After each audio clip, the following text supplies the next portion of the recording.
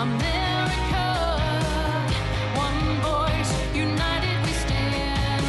good evening and welcome to Ladies Can We Talk. This is Debbie Georgatos. I'm so glad you've tuned in here on Ladies Can We Talk, where we embrace and protect the exceptional identity of America. I want to say a happy Memorial Day weekend to everyone, and I've gotten numerous reminders from people that, as we all know, Memorial Day is really to acknowledge the people who served America, men and women, and who lost their lives in their service to this country. And in this opening segment, in the Speak Up for America, I want to talk about what Memorial Day means and contrast it with what President Obama had to say when he visited Japan recently and actually laid a wreath at Hiroshima. But Memorial Day, stop and just say thank you for every single person who has given his or her life in the service of this country.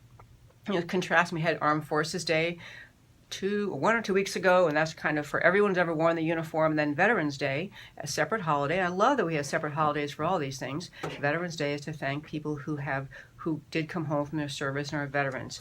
But on this Memorial Day weekend, I want to say that I thought that was such a really insightful window into the liberal mindset, left-wing thinking, when you look at the comments that President Obama chose to make when he went over to Hiroshima.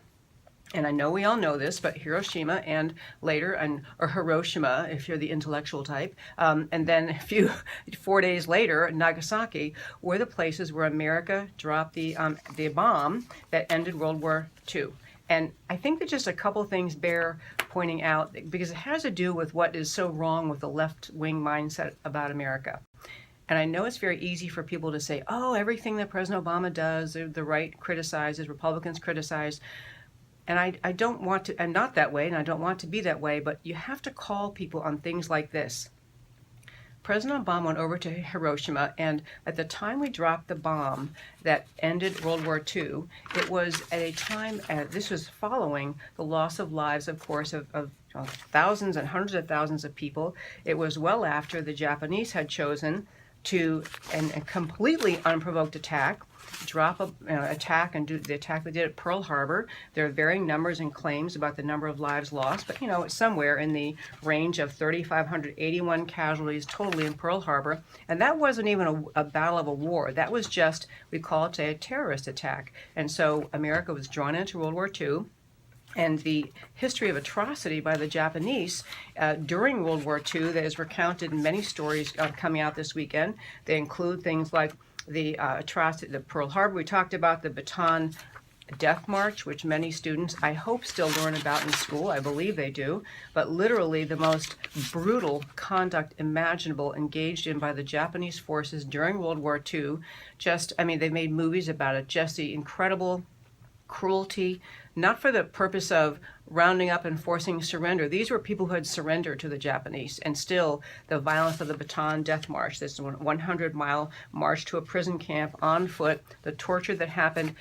And I raise all this to say this: the problem I have with what President Obama said at Hiroshima was it is the same problem the left has on many issues today, and that is the moral equivalency of all things. President Obama seems to not know his history, or seems to not be willing to deal with reality, because he spoke about what happened, the dropping of the bomb by America, the bomb that ended World War II. We dropped 2 nuclear bombs in 1945, and he spoke about that using terms like describing the motive for that as nationalist fervor or religious zeal. And then he went on to talk about this ending of the dropping those bombs grew out of the same base instinct for domination or conquest that has caused conflicts among the simplest tribes, an old pattern amplified by new capabilities and without new constraints. What he's saying is he didn't say apology because he promised he wouldn't say apology, and he knew he'd be mocked and attacked if he did that. But he more or less said that the conduct America engaged in dropping the nuclear bombs at Hiroshima and then waiting a few days to see if perhaps Japan would surrender, and then when they didn't, dropping the next bomb, that was that act was somehow, he would be willing to describe it as something such as nationalist fervor, religious zeal. He can't be honest enough to say that Japan was the aggressor.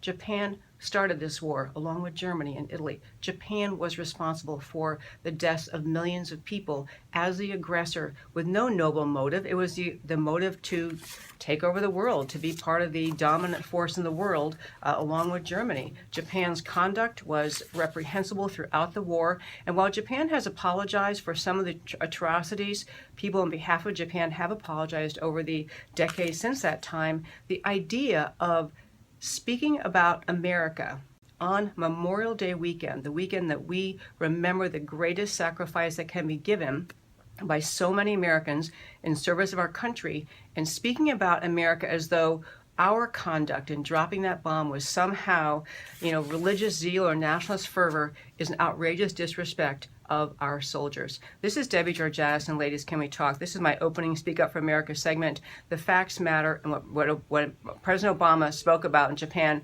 was wrong. But I tell you, folks, we have a great show lined up. Come back after our break, and we're going to talk a little bit with a gentleman from the American Veterans Center. Talk to you after the break.